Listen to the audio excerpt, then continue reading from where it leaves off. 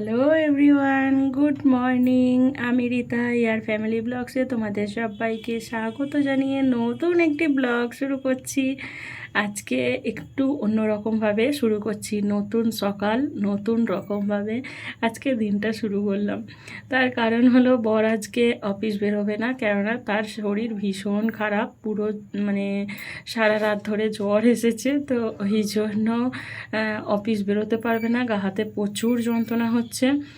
আর এদিকে দেখো, আমাকে দেখে মনে হচ্ছে যেন আমি একেবারে স্নান টান করে এসেছি, একদমই নয় জানো।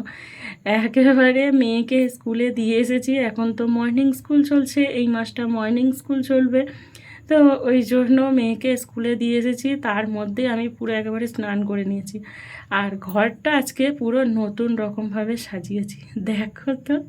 খাট তুলে দিয়েছি, কেননা এখানে যেহেতু শোবে না, তো খাট রেখে কোনো লাভ নেই, তো এখানে চেয়ার রেখেছি, এখানে কম্পিউটার টেবিল রেখেছি, আর এটাই যে মোছার জন্য রেখেছি, একেবারে ফোনের জ্যাক লাগিয়ে রেখে দিয়েছি। ফোনের চার্জ শেষ হয়ে গেলে এখানেই চার্জ দিয়ে নেব। আর সাথে পাখাও রেখেছি, গরম হলে পাখার তলায় বসা যাবে। আর এই দেখো, রান্নার জায়গাটা কীরকম সুন্দর করে সাজিয়ে গুছিয়ে নিয়েছি, একেবারে পুরো নিজের মতো করে। দাঁড়াও, সকালটা দেখো তোমরা, তোমাদেরও ভালো লাগবে, একেবারে ঝরঝরে সকাল। তো কালকে যে পরিমাণ বৃষ্টি হয়েছে, তো আজকে একেবারে রোদ উঠতেই মনটা একেবারে সুন্দর ভালো হয়ে গেল।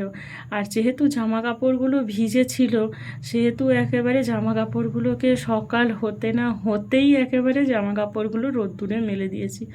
কত পরিমাণে জামা কাপড়গুলো ভিজে ছিল দেখো, যেখানে পেরেছি যেদিকে পেরেছি সেদিকেই দিয়ে দিয়েছি।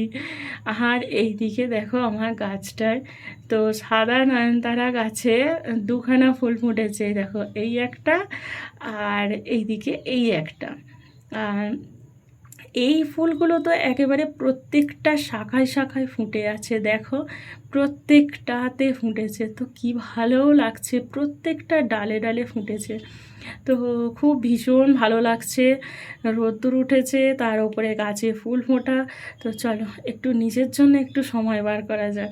শুধু মন ভালো করলেই তো হবে না, শুধু মানে আকাশ দেখলে, বাতাস দেখলে, পাখি গাছপালা এগুলো দেখলেই তো মন ভালো করা যাবে না, তাই না?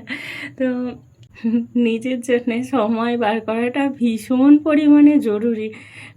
খালি মানে সংসারে সমস্ত কাজবাজ করলেও হবে না। আর আজকে অনেক দিন পর নিজের মতো করে সকালটায় চা খেয়ে তারপর আজকে দিন শুরু করছি, অনেক দিন পর। না, ওটা দিন বলাটাও ভুল হবে, অনেক বছর পর। তো দেখো, মনের আনন্দে পুরো 1 কাপ চা করে নিয়েছি। তো 1 কাপ চা করে নিয়েছি, আর আজকে ভাবছি যে একটা টে কিনবো জানো। তো এরকম বাটি করে করে তোমাদেরও যেমন দেখতে ভালো লাগছে না, তো আমারও ভালো লাগছে না জানো। তো টে ছিল, একটা ছোট থেকে টে ছিল, তো সেটা ভেঙে গেছে, তো ওই জন্য তারপর থেকে কেনাও হয়নি। আর আমাদের এখানে এখন মেলা বসেছে, আর সেই মেলাটা 1 মাস থাকবে, তো 1 মাস থাকতে থাকতে একটু কিনে কাটে নিলে ভালো হয়। আসলে দোকানেও পাওয়া যায়, মেলাতে জানো তো অনেক ধরনের জিনিস আছে, তো সেইগুলোকে মানে নিজের চোখে দেখা যায়। তো যাকে যাক, ওইদিকে দেখো চাটা খেয়ে দিয়ে সোজা চলে এসেছি নিজের ঘরটাতে। আমাদের গৃহিণীদের এই দুটোই জায়গাতেই আমরা মানে সর্বসময় আমাদের মানে থাকা হয়। এক হলো ঘর, আর 2 হলো রান্নাঘর। তো রান্নাঘর তো আমি নিজের মতো করে সুন্দর করে পরিষ্কার করে নিয়েছি। আর এই দিকে এই যে আমার এই যে শোবার ঘরটাতেও সুন্দরভাবে দেখো টান টান করে নিচ্ছি, একেবারে বালিশ টালিশ সুন্দর করে গুছিয়ে নিয়ে পরিষ্কার করে নিয়েছি। আর এই টেরিটা যেহেতু ঝোলানো থাকে, তো আমি চেষ্টা করি মাঝে মধ্যে এটাকে পেরে একটু ঝেড়ে নেওয়া, তাহলে ঝোলটা জমতে পারে না। আসলে প্রত্যেকটা কাজ মানে কিছুদিন মানে বেশি দিন ফেলে রাখলে সেই কাজটা মানে এত বাজে হয়ে যায়, তখন করতেও ইচ্ছে যায় না। তো ওই ধুলো জমলে আমার তো ডাস্ট অ্যালার্জি আছে, তো ভীষণ প্রবলেম হয়ে যায়। তো ওই জন্যে যখনই আমি চেষ্টা করি যে ধুলো যাতে না পড়ে, তার আগেই একটু ঝেড়ে ঝুড়ে পরিষ্কার করে নেওয়া। আর এখানে দেখো বিছনাটাকে সুন্দর করে টান টান করে নিয়েছি। আসলে ঘরের মধ্যে অর্ধেক জায়গা জুড়ে থাকে এই ঘরের বিছনাটা, তো বিছনাটা সুন্দরভাবে গুছানো থেতনো থাকলে সুন্দর একটা মানে দেখতেও লাগে, আর মনে হয় যেন ঘরটা অনেক পরিষ্কার পরিচ্ছন্ন। তো আমার যেহেতু অনেক দিন থেকে মানে অনেক দিন ধরে আমার ঘরদোর গুছোনো হয়নি, তো দেখো তো খাটের নিচটাও সুন্দর করে পরিষ্কার করে নিয়েছি। আর ওই কালো প্লাস্টিকের মধ্যে পেঁয়াজ আছে, তো পেঁয়াজটা এখনও ঢালা হয়নি। তো আনাজ কুটবো বলে থালাও এনে রেখে দিয়েছি। তো আগে বিছনা টিছনা তুলে ঘরদোর ঝাঁট দিয়ে নিয়েছি। আর পাশের ঘরটাতেই যেহেতু শাশুড়ি থাকে, তো আমি চেষ্টা করি সবসময় ঘরদোর বন্ধ করে মানে দরজাটাকে বন্ধ করে ঘরদোর পরিষ্কার করা, নাহলে ধুলো ময়লা গেলে খুব প্রচণ্ড অসুবিধে হবে। তো ওই জন্য আর বেশি দূর নিয়ে গেলাম না, একেবারে পুরো সামনে থেকেই ময়লাগুলোকে হাতে করে তুলে নিয়েছি, নিয়ে আর ফেলে দিচ্ছি ডাস্টবিনে। তো এই তো গেল ঘরের কাজকর্ম, তারপরেই সোজা চলে এসেছি রান্নাঘরে। আজকে যেহেতু বেলা করে রান্না বান্না হচ্ছে, তো ওই জন্য রান্না বান্নার দিকে আগে করে নিতে হবে। আর তার মধ্যেখানে ঘরদোর ঝাড় দিয়ে গিয়েছিলাম মন্দিরে, যেহেতু এখন অম্বুবাচী চলছে, তো অম্বুবাচীতে মায়ের খাবার দিতে যেতে হবে।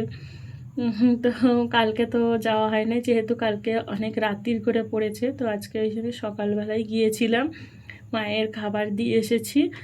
আর তারপরে একটু দেরি হয়ে গেছে, যেহেতু একটু বসেছিলাম, তারপরে এই কথা সেই কথা বলতে বলতে তো অনেকটা দেরি হয়ে গেছে। আর রাস্তায় যারা যারা চিনি তারা তারা দেখে কথা বলতে বলতেই দেরি হয়ে গেছে। তো এসেই একেবারে ঝটাপট করে দেখো রান্নাটাকে বসিয়ে দিয়েছি, কেননা টাইমের মধ্যে খাওয়াটা ভীষণ পরিমাণে জরুরি। সকাল থেকে উঠে শুধু যে মানে নিজের মতো করে দিনটা শুরু করলাম তা নয়, একা হাতে যেমন মানে ঘরের সমস্ত কাজকর্ম যেমন সেরে থাকি, মানে ঘরদোর পরিষ্কারও করি, সেরকম একা হাতেই রান্না বান্না সমস্ত কিছু মানে সব কিছুই নিজের হাতে করতে ভীষণ ভালোবাসি।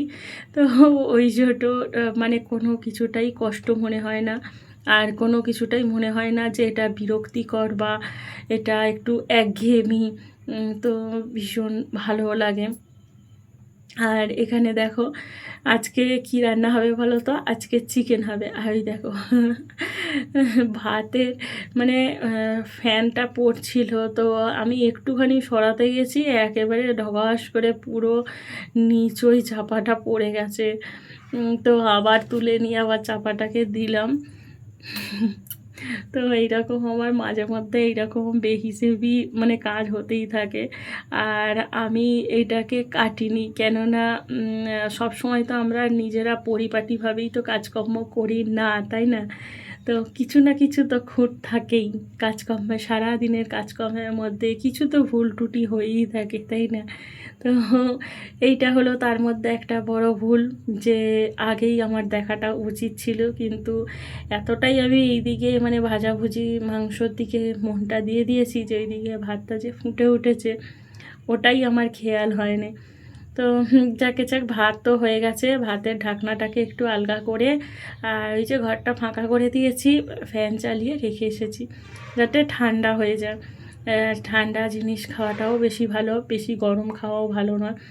তো এখানে দেখো সমস্ত কিছু মশলা দিয়ে দিয়েছি, আর আজকে আর শিলে বাটিনি জানো, তো শিলে বাটিনি, সেটাই আমি মিক্সারে আজকে আদা রসুনটা পেস্ট করে নিয়েছি। আসলে কাঁচা লঙ্কা বেটেছি, তো কাঁচা লঙ্কা দিয়ে এখন ভাবছি যে তরকারি খাবো, গুঁড়ো লঙ্কা দিয়ে না খাওয়াটাই ভালো, কেননা যা শরীর খারাপ যা হচ্ছে।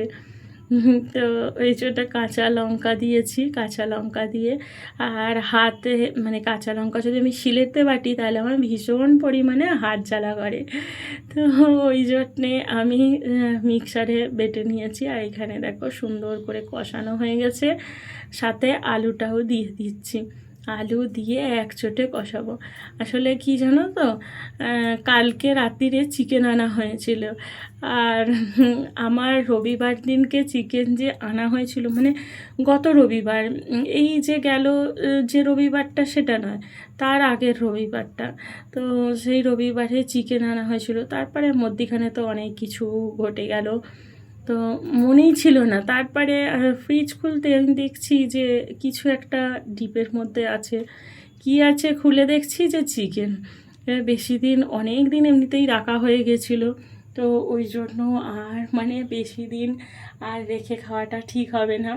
তো ওই জন্যে ওইটা আগে করে নিয়েছিলাম, আর এটা রয়ে গেছিলো। এটাই যে আজকে আলু দিয়ে ঝোল করলাম। আর এখানে দেখো গ্যাস তো সুন্দর করে পুছে নিয়েছি, নিয়ে আর মেজেটাও পুছে নিচ্ছি। আসলে মেজেটাতেও তো রান্না করার সময় টুকিটাকি কিছু না কিছু তো পড়তেই থাকে, তাই না? তো ওই জন্য আমি নিজে নিজে মেজেটাও পুছে নিচ্ছি। আর সাথে কিন্তু মেজেটা পোঁছার সময় মানে গ্যাস যখন নিচেই ছিল তখন যেরকম ফিনাইল দিয়ে মুছতাম, এখনও দেখো ফিনাইল দিয়েই মুছছি। তো একটুখানি ফিনাইল দিয়ে দিয়েছি, দিয়ে সুন্দর করে মুছে নিচ্ছি যাতে পিঁপড়ে বা পোকামাকড় কোনো কিছু যাতে না আসে। আর রান্না করলে একটা আঁশটে গন্ধ তো থাকেই, তো যাতে ওই গন্ধটাও যাতে না থাকে, তো সেই জন্যে। তো এখানে পরিষ্কার টরিষ্কার করে তারপর দেখো স্নান পুজো সমস্ত কিছু কমপ্লিট হয়ে যাওয়ার পর খাওয়া দাওয়াও কমপ্লিট হয়ে গেছে।